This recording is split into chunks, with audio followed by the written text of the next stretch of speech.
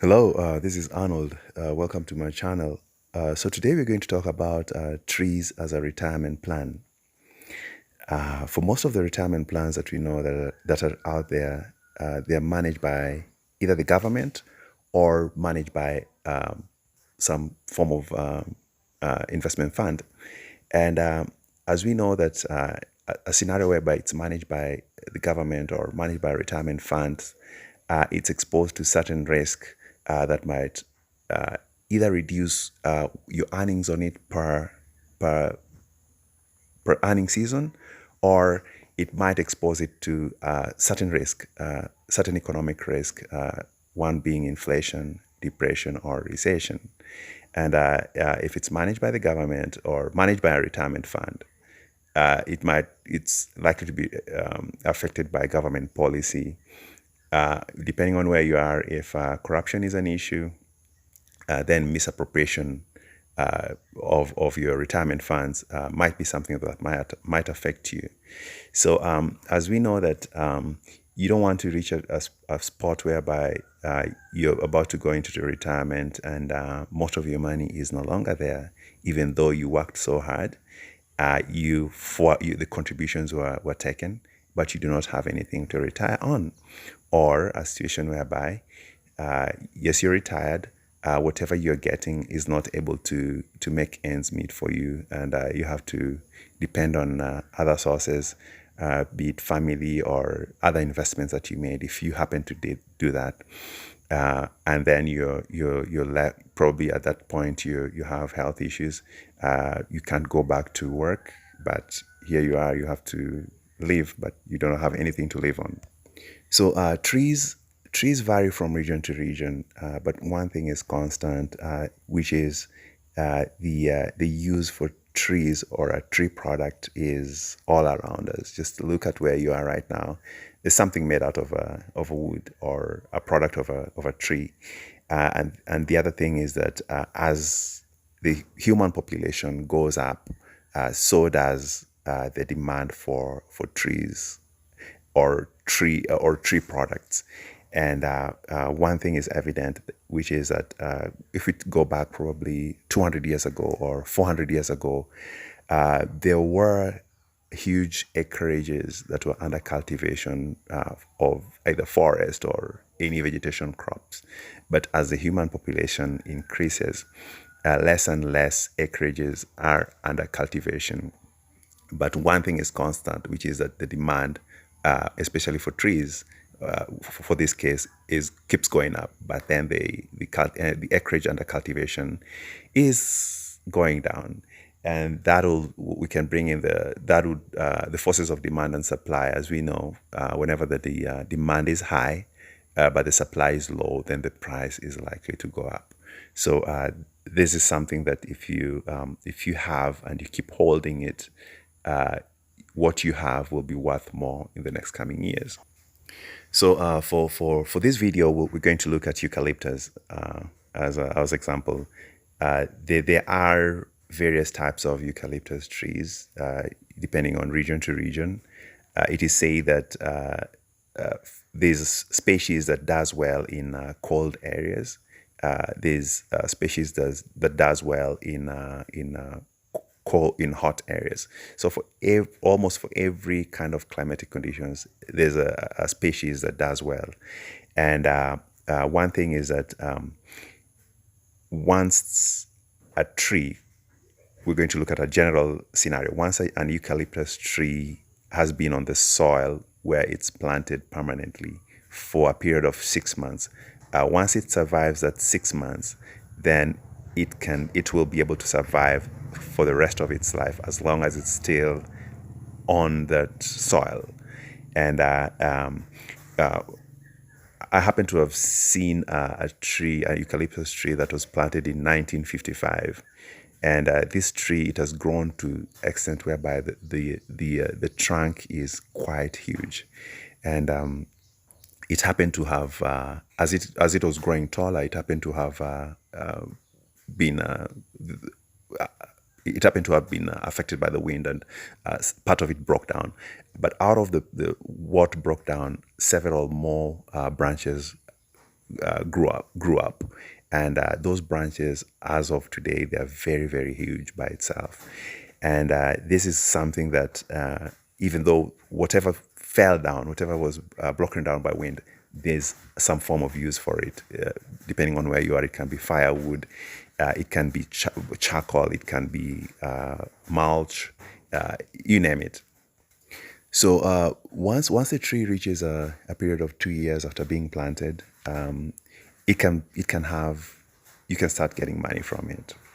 Uh, and once it's reached that time span of 2 years, it needs very little to no care.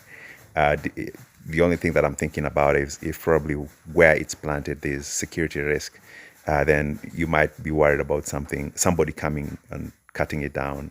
But assuming even probably it falls down as a result of strong winds or anything, you can still be able to get money out of the one that fell down. So the other thing that I found is interesting with trees as a retirement plan is, as the tree grows, so does your investment grow. So I'll let that sink in. I'll repeat again. So as the tree grows, so does your investment grows. And unlike other retirement funds that are also exposed to economic risk like inflation, recession, or depression, trees are very, very, if any, affected by such economic risk.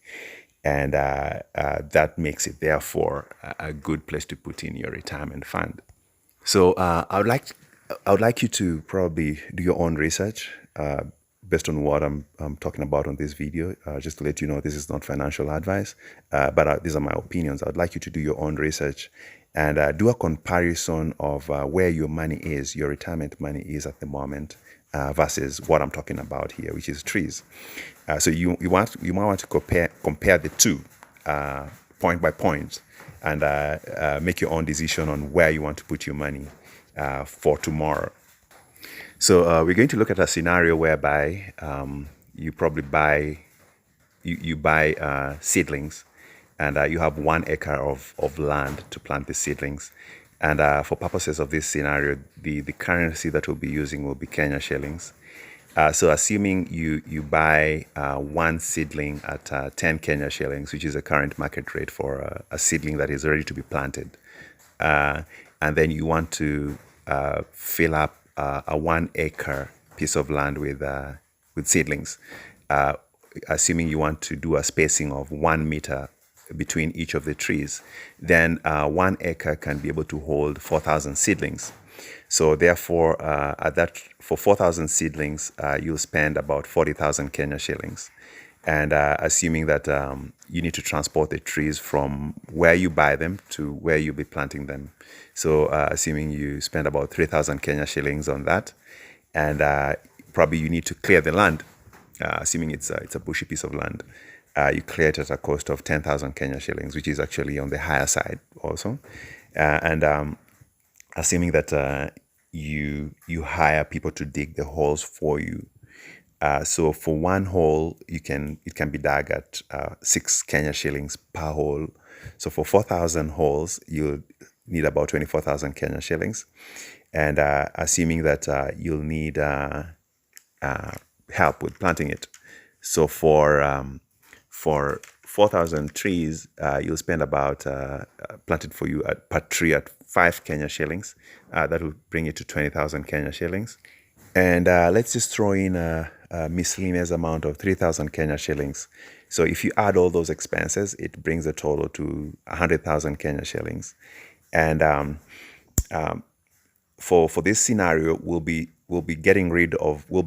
harvesting the trees after a period of 4 years. So for a tree that is 4 years old, the market rate per tree is about 6,000 Kenya shillings. So if you have 4,000 of those to sell, that will bring you 24 million Kenya shillings. And if you take off your initial cost of 100,000 from 24 million, that will leave you with 23,900,000. And assuming you pay taxes at a rate of 20%, so that will be your taxes on 24 million will be 4,780,000 Kenya shillings. So that will leave you with 19,120,000 Kenya shillings. And assuming you have any other expenses to take out of that, we are looking at a scenario whereby you only put in 100,000 Kenya shillings, but at the end of 4 years, you have 23,900,000 Kenya shillings. So let's just pause there and do a comparison based on where your retirement funds, assuming you have where you're putting your current retirement funds, be it probably they're taking it out of your monthly pay. If they have taken out 100,000 Kenya shillings and put it somewhere, invested it, I can guarantee you that at the end of 4 years, your 100,000 will not have brought for you a return of 23,900,000 after taking off your expenses. So you might want to do your own. I would highly recommend that you do your own research and verify this the information I'm stating out here. But if at a rate of every 4 years, you're adding 23,900,000 onto your retirement fund, one thing is certain is that when you're retired, you'll have some good money to live on. And with this, one thing is that with this 23,900,000, you can put it onto other investments. So remember that we were just talking about 1 acre of land.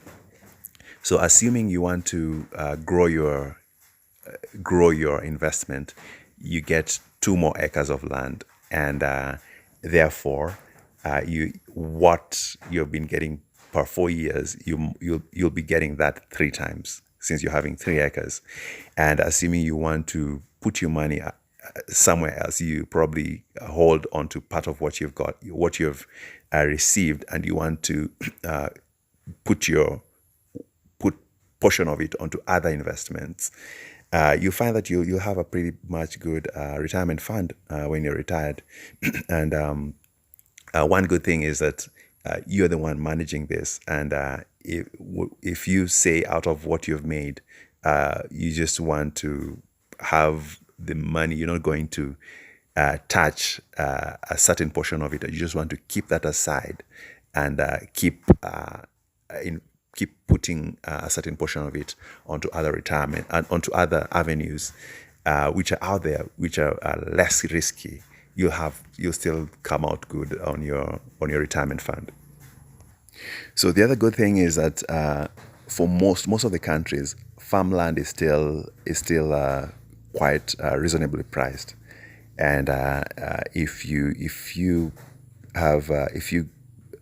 happen to be happy with your first 1 acre of eucalyptus trees, you can multiply that. You can go for 3, 4, 5, 6 more acres of land.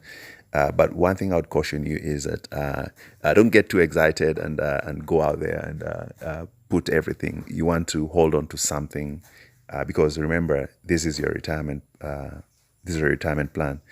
All right. So with that, I'll come to the end of this video, and thank you so much for your time. See you in the next video.